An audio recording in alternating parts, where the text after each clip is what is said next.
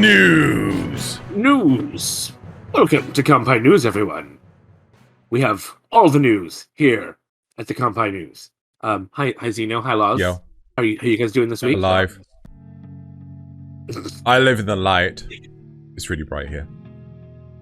Feeling better than last week, I hope? Oh, yeah. Good. So this is Kanpai News for the week of November 13th? 13th of November, depending on, where you come from. Let's I should actually have already gone over there, because I'm a goober. Totally 100% on my game right now, 100% goober. Let's get over to the 100% goober. Oh. Let's get over to the news. Yes, we do have a very, it's been a couple weeks since we've had a death, so it was time to get another one. But this one is really untimely. So this is Kevin Conroy, the iconic voice actor for Batman in so many versions. Yeah. I mean, just so many. Passed away from cancer at only the age of 66, which is, that seems insane given that he was doing stuff in like the 90s. Wow. But yeah, he will definitely be missed. But we do have, again, he is in a ton of stuff, so it's not like he'll ever really be gone, It's really interesting because, to me, I don't really think anyone will be the voice of Batman as much as Kevin Conroy. Granted, anime podcast, anime news network, but even so, he was just such a iconic voice actor. Like, if you ever watched the 90s animated Batman series, you knew the voice of Kevin Conroy. Mm-hmm. And even if he was in the Arkham Asylum games, or at least one of them. He did Asylum, City, and Night. They have Batman in the Animated Series, the new Batman Adventures, Batman Beyond, Justice League, Teen Titans Go, Mask of the Phantasm, which, that one's definitely very anime inspired. Batman vs. Robin, Batman the Killing Joke, which was a terrible version of that, but whatever. Arkham Asylum, Injustice, Gods Among Us, and Multiversus. Yeah, just a bunch of stuff. Batman Gotham Knight anime. Yeah. What? Oh, okay. He's alright. Oh, alright. Okay, cool. Anyway, so, shall we move on to the next one? Well, no, I before you do that, I do want to say that... All right. I wanted to make a point. I was waiting. Is that... Sorry, yes, of course. I do feel, but as Zeno did say, it was a good point, that he is going to be the true voice of Batman. I think years and years from now, no one's... the movies that have all been made, all the live action stuff, they'll be there. But the animation of the original, the Batman, what was the title of it? The show? It was Batman the Animated Series. Just Batman the Animated Series. Literally just Batman the Animated Series. Is timeless. And if anything, they can, I'm sure, digitally improve the visuals if need be over time using AI these days. But they are, kids can watch them and they'll enjoy them. Adults can watch them and they'll enjoy them. It was a beautiful art style, and that combined with his voice, which was just so multifaceted, brought... So perfect. It was perfect. It brought Bruce Wayne to life. And so I think... Yeah, because he actually was able to change it depending on which character he was playing, whether he was Bruce or the Batman. Like it just had a whole different timbre to it. Yeah, exactly. So he's going to be remembered always as even more than any other point. I think people will still be watching that animated show years from now, or people will keep discovering it and discovering his Batman. So I think he in that sense, definitely a sense of immortality for him. It's like Mark Hamill's Joker. Yes. Yeah. Aside from the Batman, which had a very different take on both Batman's character and the Joker. Even other people have tried to, who have played the character, have tried to ape his performance. So yeah. I think that's what's probably going to end up happening is you're going to get actors that are sound-alikes. But who knows? Right, shall we move on then? Yep. Oh. So Loz, this one is for you. Go for it. Loz is Disney Plus is currently streaming a Star Wars / Studio Ghibli collaboration called Zen, Grogu and the Dust Bunnies. The short is directed by Katsuya Kondo, the character designer for Kiki's Delivery Service and Ponyo, with music by Ludwig Göransson, composer for the Mandalorian series and the Black Panther films, and is made possible through Hayao Miyazaki's long-term friendship with current Lucasfilm president Kathleen Kennedy. At least something good has come out of that. Let's go. I'll have a quick look. I haven't. It is on Disney Plus, so I haven't actually watched it yet. But I assume it's gonna. I mean, look at this art style. It's gonna be good. It's gonna be probably funny too. I think it. But yeah, it does seem to be quite. I think it's just a simple short, really, because I think it's just gonna be. Yeah. It seems to be that yellow background, some dust bunnies, and Grogu, and that's it. Like you see Ghibli, you think, oh, it's gonna be amazing. A couple of minutes. Yeah, I think it's just something small and simple. Yeah, that's fine. Sweet, yeah. But yeah, apparently they teased this on Twitter with a Lucasfilm image and then like the Ghibli logo, and then they like a week later said, yep, we're doing a collaboration. Yep, 100%. So that's fine. I'm all right with that. Right. Shall we move on then? Cool. Okay, so... Oh, this one's interesting, Xeno. On Japan's National Culture Day, the government awarded its second highest state decoration to manga creator Moto Hagio? Right. The award was founded in 1875 and is called the Order of the Rising Sun. It was awarded to the citizens for civil and military merit and to foreigners for contributions to relations between Japan and other countries. It has 8 subclasses, which Nasuth switch over to this. Nasuth has clicked off the thing, and thus I cannot read any further. Right? He's bringing them up. Oh, okay. Okay, so it has 8 subclasses.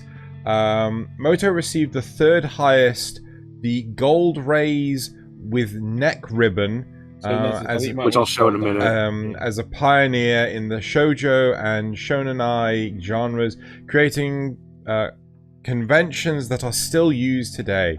Her works include they were 11.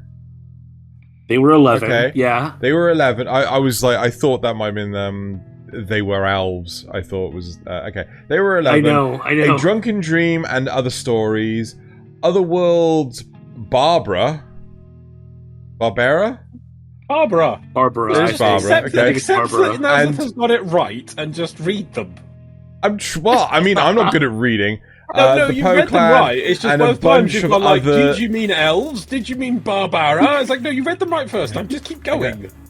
And the Poe clan and a bunch of other ones that Nasuth hasn't heard of. Yeah. Okay. So what's... But apparently she spawned a bunch of stuff. So who knows? Let's see. So yeah. So this is the Grand Cordon. Yep. The Order of the Rising Sun, Gold and Silver Star. The Order of the Rising Sun, gold rays with neck ribbon. And that's the one she got. So that's the one she got, and like, they all seem to come with a ring too, which is kind of. Is that a ring or a badge? No, that'll be that won't be a ring. That'll be a little Oh, it could be like a lapel pin. No, not lapel pin. A medal. For the medal section. You're American. You love your medals. With the medal plaque area. Oh, right. Yeah. Right. Oh, okay. So yeah. Order of the Rising Sun, gold rays with rosette. You can see that small on this one. It's just a circular pin. Yeah, and they've got this one up here, which is smaller than. Actually, if you go to the upper ones, yeah. if you went to the upper ones, there's the 3rd thing, and that's the lapel pin for the second. Yeah. The big star thing. Yeah. That. Yeah. So they get extra ones. So when they go to fancy things, they can just wear the big starry thing. Yeah. They don't need to wear anything around their neck or the military-esque thing. Keep going. Yeah. What else we got here? So now we've got Order of the Rising Sun, gold rays and silver rays. Oh, so the medal's shrinking as well. I think it's pretty cool. I'm enjoying this. I think it's also... it's not necessarily shrinking, it's just it is.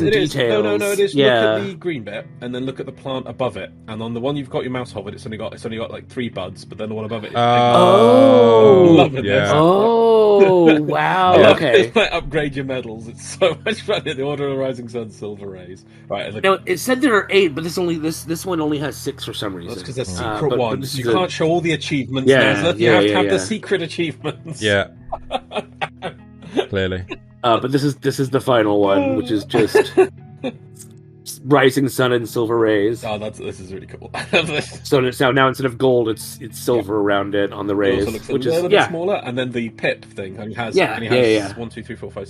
Was that 6? Oh eight. yeah, that's So- yeah, it's around the No, They're cutting down the edges. I know. Yeah. But they're cutting down the edges on the star. I just realized. That's so cool. Yeah. You should have started at the That's so bottom. cool. You shouldn't have started at the top, Nancy. You should start at the bottom. We would have got. Oh, just started at the bottom and gone up. Yeah. I know, but it should yeah. It looks cooler as you get your upgrades. Look, it's got multi-layered stuff. Anyway, let's move on. Nasuth, what you need to do Grand is hack the Gibson and reorder the thing on the page. And... The video. No, not the video. Anyway, move on. Right. Yes, let's move on. So, oh come on, load. Come on. Oh, I should have preloaded these. Why didn't I preload these? I thought you did. Yeah, that's why you got all these tabs open. Quick, make your computer crash from preloading everything. Yeah, that seems legit. Yeah, there we go. Okay, cool. That's actually done. Oh my god, what? Hey kids, do you want to power up like Goku? Get GFuel's new Extreme Kamehameha flavored energy drink. You'll go over 9,000 with a taste of strawberry lychee and hit Kaioken times 100 with antioxidants from 18 different fruit extracts. With only 15 calories and 140 milligrams of caffeine, you'll instant transmission through your day. Oh my god! Okay, GFuel, can we have a sponsorship now? Oh my god! I did free advertising for you. Can I get some of this stuff? Oh god, which was the one that was EGXLOz? Like your brother and I. Was it GFuel? Oh, probably. They're everywhere. Yeah, it probably was GFuel. GFuel is one of the biggest ones. Yeah, I couldn't believe how much taurine was in it. Oh yeah, gotcha. That's not surprising. I was just like, no.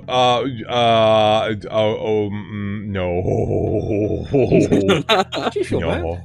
Look, if I'm gonna carry a can times 100, Why isn't it called T-Fuel?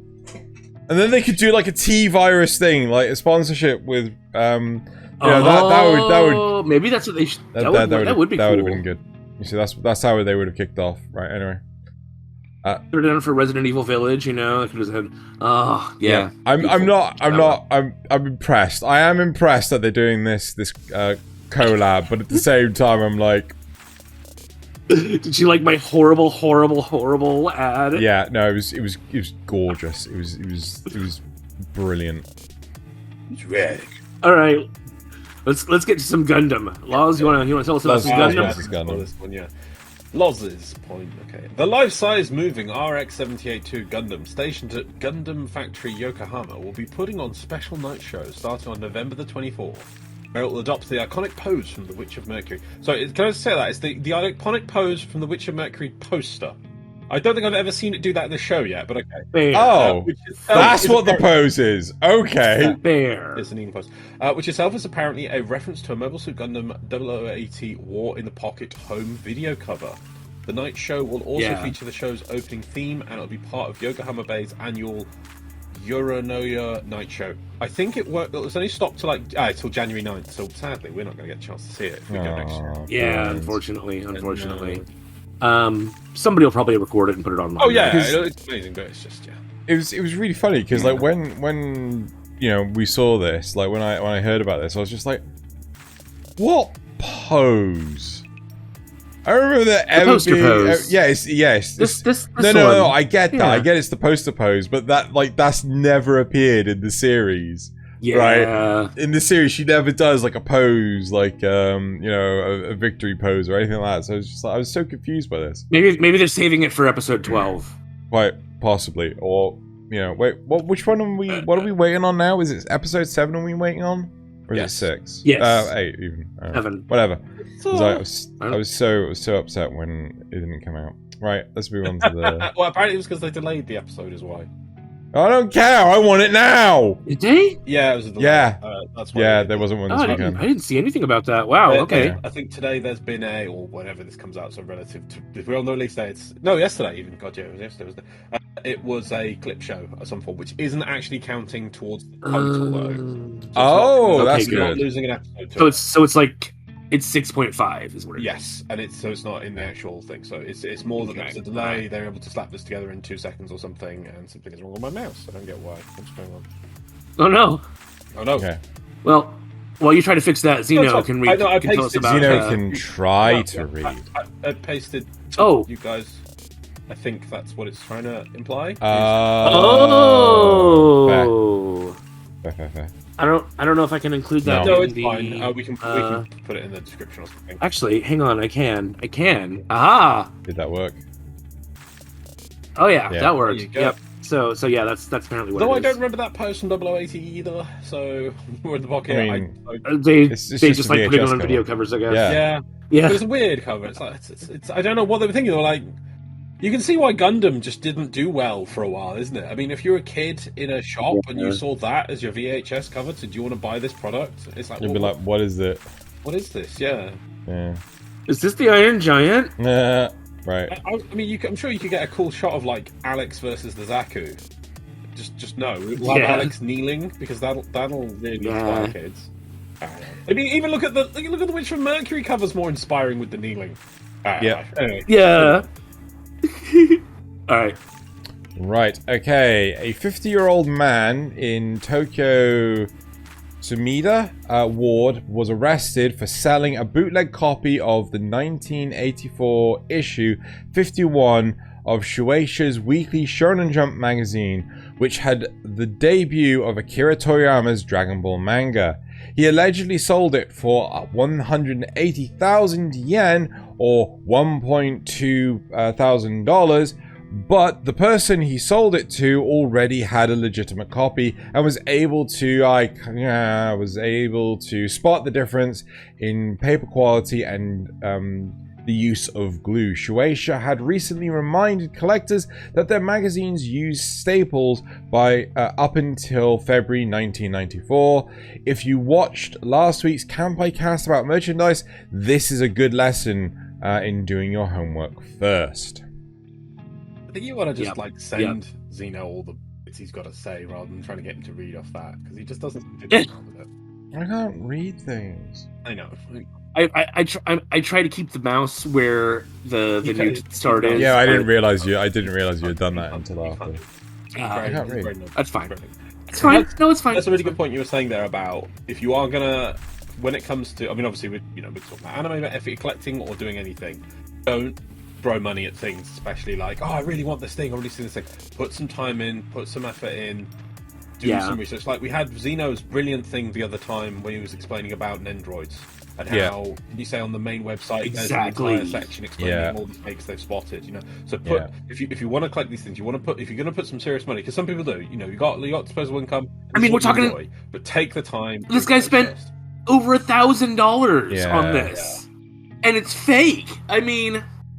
Well, I mean, again, especially be super careful when it comes to like second hands as well, because those are going to be like, yep, that's a fake. And a lot of people, as 3D printing gets better and better, that's going to be a problem too. I 3D printed this manga volume. Yeah. There you go. Yeah. Okay. I'm right, shall we move on? What thing gets me though is that I just questioning on this one thing. Maybe they're really strict on it. It says they're the violation of Japan's Copyright Act.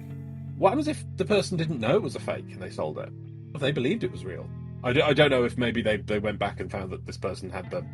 Oh well, this guy did actually. Supposedly stated after the arrest that he sold the copy with the knowledge that it was. Wait. The suspect supposedly that it was genuine. He sold the copy with knowledge that it was genuine. So he thought it was real. Right, scroll down. So he thought it was real, apparently. Okay. Let's find the truth. Police accused the subject of allegedly producing and selling the copy in early April, stating they committed a violation. Right. So what records has got Dragon Ball. Person received a copy. So they think he made it too. Okay. On ground binding bootleg copy, differing paper quality and glue binding. Contact the police regarding the issue. But it's really interesting. Shin posted a warning about pirated or bootleg copies. That it's a police issue. I'm really sure. I mean, it'd be fraud maybe, but a copyright issue. It's really interesting. I mean, it is maybe so. It is probably. Well, it might be because of the amount. It might be like, it might be considered like grand theft or something. Potentially, but you could see this as a copyright issue because it is. It's just like piracy on the internet. You're taking something, and reproducing it, and then selling it on. Or art forgery, or any kind of forgery like that. That's a 38-year-old magazine. 38? All right, 16 to... Yeah, 38. Cool. Roughly. 1984? Yeah, no. No. Yeah, that's 38, yeah. But Yep. Yep. It's I was wondering, like, is it a case of it's like, I thought it was genuine. Right, can you please explain, like, all this special grade paper and... printing facilities you seem to have, all this glue, and these half-built copies you seem to have in this cupboard. It's like, they're genuine too, wink. Wink. I use those for my business. I genuinely thought they were genuine, as in I genuinely made them, so they're genuine. I'm glad I reread that because I originally thought it said that he sold them with the knowledge that it wasn't genuine. Yeah, it must be that they went to the person's house and found him production facilities for this kind of thing. Yeah. Now, let's go into conspiracy land. What if this guy actually did sell a genuine copy, right? And the person who he sold it to made a fake version and said, "Aha! See, he sold me this fake version again." Yeah, because I already had a real version. Yeah. Yeah, exactly. Yeah, how do you know he didn't have a fake version? He swapped it round. Yeah. That's that's a little bit conspiratorial, but still. Anyway, let's move on. Let's move on. So a few episodes ago, we showed an Evangelion-inspired Kamen Rider Henshin device. The collision of Hideki Anno's worlds continues as Gen Bakari, his partner in crime Kozu Fuyutsuki, Bad Boy Ryoji Kaji, and Koharu receive a makeover for Shin Kamen Rider as low-level grunts for Shocker, which claims to be a love-filled organization that pursues happiness for all mankind. So they wanted only Nerve's happiest members. Of course, this was all just a marketing ploy to increase engagement with the Kamen Rider app, as fans were encouraged to vote for their final four, which have in turn been transformed into a wide variety of merch. I mean, it's Hideki Anno doing Shin Kamen Rider and Evangelion, and it is just there to make money. There's no other reason. Yeah. It's like, oh, Evangelion, would you like to do a collab with me? Why, Shin Kamen Rider? Don't mind if I do. Exactly. That's what it just feels like. It's like, you can actually envision the guy shaking his own hand, right? I mean, all they did was put them in black suits and give them masks. It's not even anything really that special. Out of all the characters, those four, right? It's like, oh yeah, we don't actually have any other male characters, so these guys? It's like, this is the default option. This is what happens when there's not enough contestants, and you have to... What do you mean they had Shinji? Shinji's totally a male. Oh yeah, like, the main male protagonist of Evangelion is going to be classified as a bad guy. I mean, come off it. Anyway. I want to know what this next article thing is, because I'm looking at the... Oh, you want to see some Cyberpunk stuff? I do. Loz, tell us about some Cyberpunk stuff, if you please. Cyberpunk Edgerunners is getting back to the roots of the franchise in the form of a mission kit for Cyberpunk Red, which is the 4th edition of the Cyberpunk tabletop RPG by Thaylien Games. Thaylien Games. Okay, sorry. This means that Cyberpunk has gone from TTRPG, or tabletop RPG, to a video game, to an anime, and back to a tabletop RPG. In an effort to be more accessible to new players, the kit includes the game's rules as well as background information about the Dark Future and Night City. Experienced players in the Red system will find additions like cyberware, firepower, and several other 2077 setting skills. I thought that was kind of interesting. Yeah. Good. All the way back around to tabletop RPG. Must resist urge The waste to money. buy. Yeah. Right. I won't So, Xeno. I won't do it. Xeno, this one's for you. You won't do no, it? No. I won't buy the tabletop. I won't buy the tabletop. I'll be strong. Right. Good man. The film That Time I Got Reincarnated as a Slime, Scarlet Bond, opens in Japan on November 25th. But at an early screening in Tokyo, the staff revealed that the show has been renewed for a third season for some reason, as well as a new key visual. Which you can see on screen right You here. don't know who that is?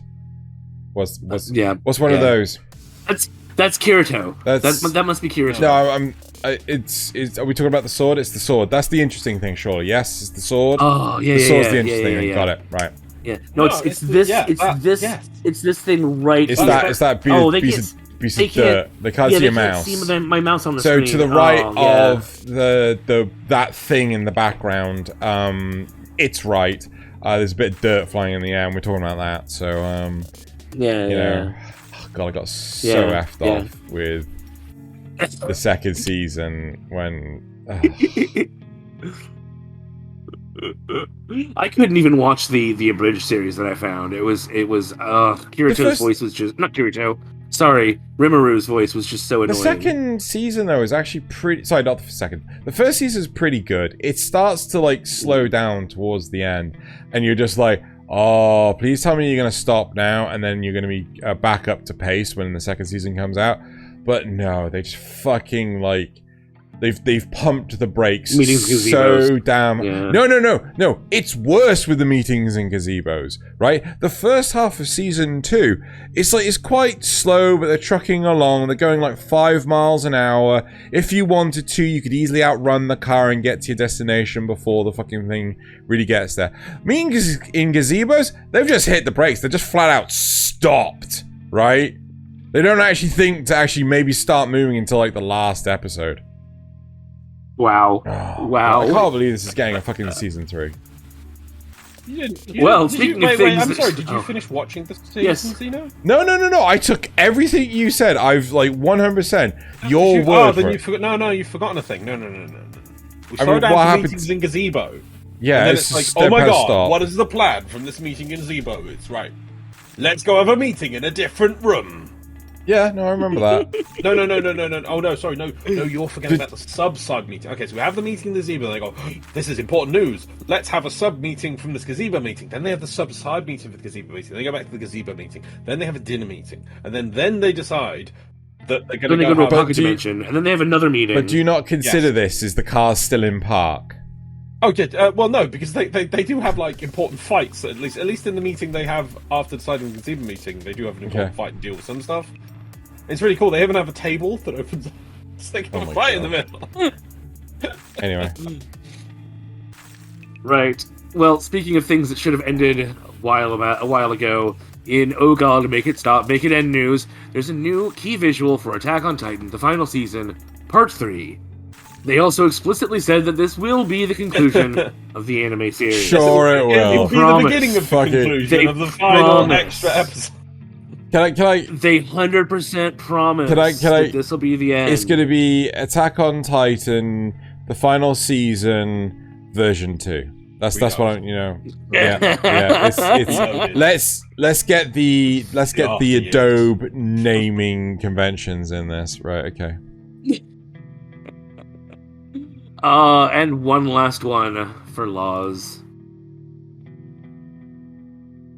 And finally, we have an announcement for another new Spring 2023 show titled Yuri Is My Job, which promises to be a slice of life girls' love series that Xeno's going to just love. The synopsis is as follows. Hime is a picture-perfect high school princess. She's admired by all and never trips up. So when she accidentally injures a cafe manager named Mai, she's willing to cover some shifts to keep her facade intact. To Hime's surprise, the cafe is themed after a private school where all female staff always put on their best act for their loyal customers. However, under the guidance of the most graceful girl there, Hime can't help but blush and blunder. Beneath all the frills and laughter, Hime feels tension brewing as she finds out more about her new job and her budding feelings. See, the image is quite small. Thank you, Loz. Where's- Thank you, Loz. Where's Thank the you guns? so much. Where's the guns? Like, I was gonna say, I thought on this that like, when there was a small image, I thought they were like octopus people or something because I couldn't see them. I thought, oh wow, that's pretty amazing. It's like octopus people. That's gonna be a cool show. No. I mean, you'd have me there, Loz, if it was octopus people, but I mean, see, exactly, yeah. It's like, see, Yeah. that's the thing. So Xeno's saying, "Where's the guns?" But there doesn't have to be guns. It can be monster girls. I mean, that's fine. I'm referring to Akiba Made Wars, but you know. Yeah.